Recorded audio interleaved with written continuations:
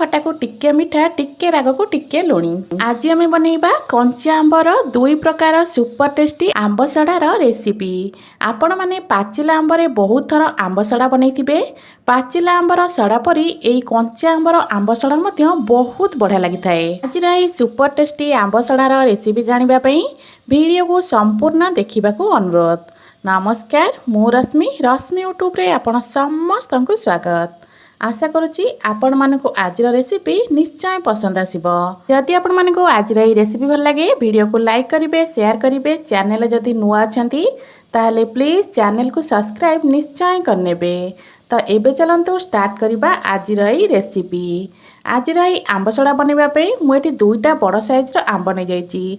ओजन कहले पाखापाखि किले हम। आंब को ये मुझे भल भाव में धुआ धुई कर रखी। तो एबे चलंतु ए आंबर ऊपर चोपा को सब पिलर साहाय्य आम छड़े नबा। तो ये आपण मैंने पिलर साहाय्य हो कि पनिकी साहाय्य हो आंबर ऊपर चोपा को भल भाव में छड़े ने। आंबर ऊपर चोपा को छड़े सारा पर एबे आंब को आम छोट छोट टुकड़ा करी काटी नबा। एमती छोट छोट टुकड़ा करी काटी नेले कौन हम ना ये आंब को आम सिझेला बेले सेटा बहुत जल्दी सिझीज। तो ये देखिपे आंब को मुझे छोट छोट खंडरे काटी नौची। दुईटा जाक आंब को छोट छोट खंडरे काटी सारा पर एबे चलंतु ए आंब सबको आम भल भाव में धोई नबा।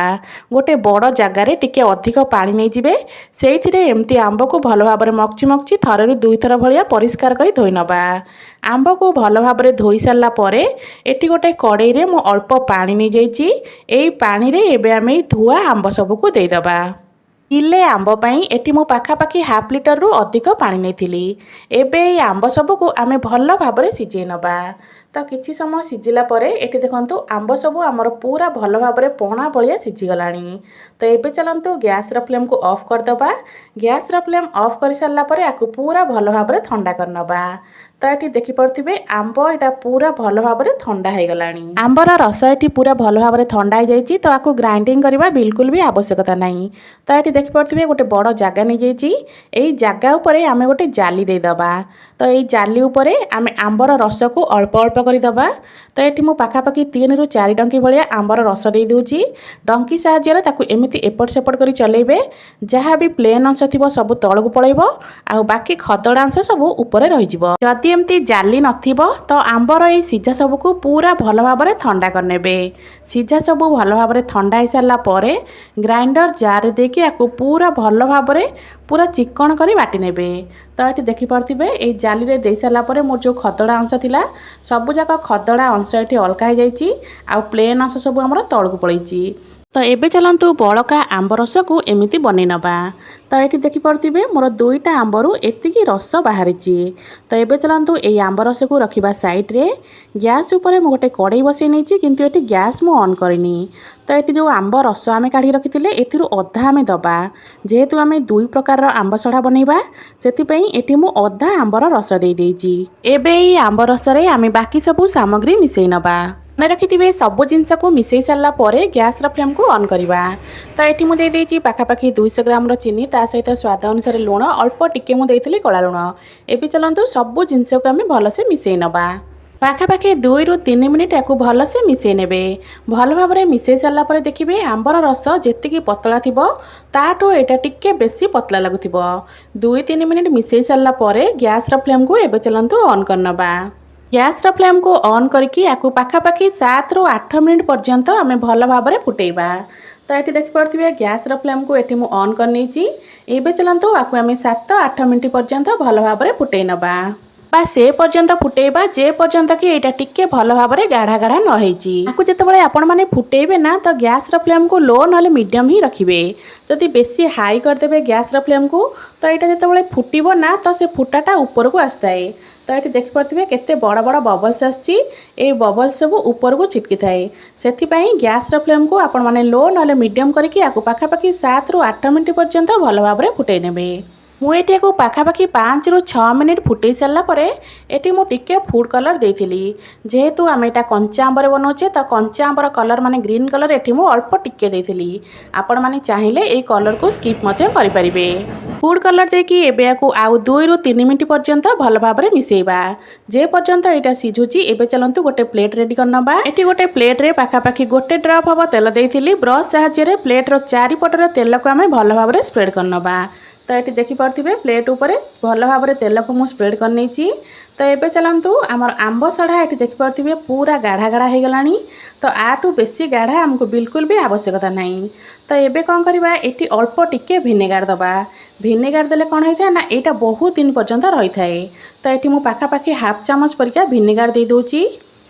ता सहित ये मुझे दूची गोटे चामच चिली फ्लेक्स देले कौन है ना टिके राग लगी थाए। तो खट्टा मीठा रागर फ्लेवरटा बहुत बढ़िया आए। चिली फ्लेक्स आ भिनेगार को आपण माने गैस रो फ्लेम को ऑफ कर सारा पर ही देबे। तो ये मुझे चिली फ्लेक्स आ भिनेगार देकी आपको भल भाव में मिसई नहीं। तो ये चलतु आपको आम रखीदबा साइड रे। तो ये जो प्लेट को आम रेडी कर रखी ये प्लेट उपर पाखापाखि 3 ରୁ 4 डंकी हम ये आंबर रस को आम ये दबा। आंब रस को प्लेट उपर दे सारा आम ये डंकी रे बिल्कुल भी आंब रस को चारिपट को स्प्रेड करवानी। डंकी रे आंब रस को एमती स्प्रेड कले कौन होता है ना उपरटा देखापी एत शाइनिंग हो न थाए से बिल्कुल भी ए डंकी आम स्प्रेड करवानी।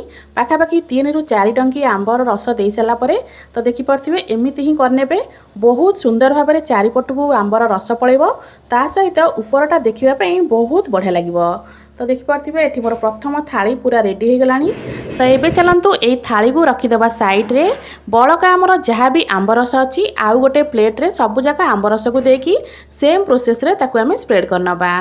थाली रे एमती आंब रस को दे सारा आपण मैंने चाहिए या जदि खरारे सुखेवाई चाहिए तो मात्र गोटे दिन में यहाँ बहुत बढ़िया भाव में सुखीज। जदि फैन तले देकी सुखेवाई चाहिए तो 2 दिन समय लगी थाए। तो जेहेतु यही थाली को मुझे खरारे थोबी मोर मात्र गोटे दिन में यही आंब सड़ा बहुत बढ़िया भाव में हो जाता। तो ये चलतु यही थाली रे आंबर रस को भल भाव में चारिपट को स्प्रेड करनबा।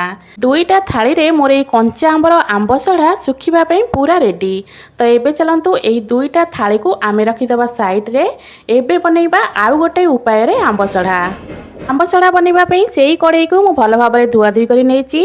बड़का जहाँ भी आंबर रस आम रखी से रस को यही कड़ई रे देदबा। ता सहित ये मुझे 250 ग्राम परिका गुड़। आपण मैंने जी मिठा खाऊे से हिसाब से आपण मैंने गुड़ आ चीनी परिमाण को कम अधिक कर नेबे। गुड़ा को दे सारापर ये आम देदबा स्वाद अनुसार लुण ता सहित अल्प ये मुझे दूची कला लुण। आगपाई ये मुझे दूची गोटे चामच लंका गुंड लंका लुण आउ मिठा दे सारापर ये देदबा अल्प चाट मसला अल्प देले कौन हम ना पूरा गोटे चटपटा फ्लेवर आसब। ए चलतु सबू जिनस को भलसे मिसई नबा। भलसे मिसई सारापर गैस रो फ्लेम को आम ऑन करवा। तो पाखापाखि 2 ରୁ 3 मिनिट पर्यंत आपको मुझे भल भाव में मिसई नहीं। 2 ରୁ 3 मिनिट आपको भलसे मिसई सारापर गैस रो फ्लेम ऑन करी प्रथमे आंब सड़ा जमती आम 7 ରୁ 8 मिनिट पर्यंत सिझे आकु सेमती आम 7 ରୁ 8 मिनिट पर्यंत भल भाव में सिझे नबा। गैस रो फ्लेम को मीडियम टू लो ही रखिबे बिल्कुल भी हाई करिवेनी। मीडियम टू लो फ्लेम रे 7 ରୁ 8 मिनिट को सिझे सारापर तो देखिए यहाँ धीरे धीरे आमर गाढ़ा बा बहलिया हवा को लगे। मुझे 4 ରୁ 5 मिनिट फुटे साराणी। 4-5 मिनिट देखो यहाँ केते गाढ़ा गाढ़ा लगुच। चलतु आउ 2 ରୁ 3 मिनिट आपको आम भलसे फुटे नबा। यही आंब सड़ा बनैबा बहुत सहज। पाचिला आंबर आंब सड़ा परी यही कंचा आंबर आंब सड़ा खाइबापी बहुत ही स्वादिया लगी थाए। तो ये देखिपे आउ 3 मिनिट पर यहाँ पूरा आमर गाढ़ा गाढ़ा हो आसला। तो ये चलतु गैस रो फ्लेम को आम ये बिल्कुल ऑफ करनबा। गैस रो फ्लेम को ऑफ कर सारापर आम ये दबा गोटे चामच भिनेगार देले कौन होता है ना यहाँ बिल्कुल भी खराब हो न थाए। आपको वर्ष वर्ष पर्यंत स्टोर करी रखि परिबे। एठी मु देई दोची गोटे चामच भिनेगार दे सारा परे गोटे मिनिट पर्यंत भल भाव में मिसई नबा। एठी मु आगुरु प्लेट रेडी कर रखिची। ये प्लेट रे पाखापाखि 3 ରୁ 4 डंकी भाया आंबर ये रस को देकी चारिपट को भल भाव में स्प्रेड करनबा। एतिकी आंबर रस मोर 2टा प्लेट रे भल भाव में जगह जाइतला। तो मु प्रथम 2टा प्लेट रे ग्रीन कलर बा कंचा आंबर रस रे आंब सड़ा बनैथिली। एबे ई रेड कलर बा गुड़ रे आंब सड़ा पाखापाखि 2टा प्लेट आमर हो गला। तो एबे चलंतु ए 2टा प्लेट को आमे खरा रे रखिनबा। तो मु एई आंब सड़ा को खरारे सुखैतिली। आपण माने जदि फैन तले सुखैबाकू चाहथिबे तो 2 दिन फैन तले छाड़ी देबे, एटा बढ़िया भाबरे पूरा सुखी जिवो। तो जेहेतु मु एटा को खरारे सुखैतिली मोर गोटे दिन रे पूरा बढ़िया भाबरे सुखी जाइतिला। तो गोटे दिन परे मु एठी देखौची, आपण मानू देखंतु केते सुंदर भाबरे एटा बाहरी जाउची। पूरा परफेक्ट भाबरे आज रही आंब सड़ा आमर बनीथिला। आपण माने थरे एमिति आंब सड़ा को निहाती घरे ट्राए करंतु। एबे चलंतु एई आंब सड़ा को आमे छोट छोट पीस रे काटी नबा। आपण मानकु जेमिति पसंद आकु आपण माने सेमिति काटी नेबे। तो एठी मु छोट छोट करी काटी देला परे आकु पूरा राउंड राउंड करी रोल परिका बनै नेथिली। तो देखिबा पई जेतिकी सुंदर लागुची ना एई आंब सड़ा, खाइबा पई मध्ये सेतिकी स्वादिया लागि थाए। आपण माने जेतेबेले घरे एई आंब सड़ाटा बनेइबे तापरे तार टेस्टटा जानि परिबे। तो ये देखिपे केते सुंदर भाव आज रही आंब सड़ा आमर रेडी हो जाइए। तो मोर ये 2 प्रकार आंब सड़ा ये पूरा परफेक्ट भाव रेडी हो जाइए। आशा करुँची आपण मानकु आज रही आंब सड़ार रेसिपी निश्चय पसंद आसथिबो। पुणी आसीबी गोटे नुआ रेसिपी नहीं, से पर्यंत रहूची नमस्कार, जय जगन्नाथ।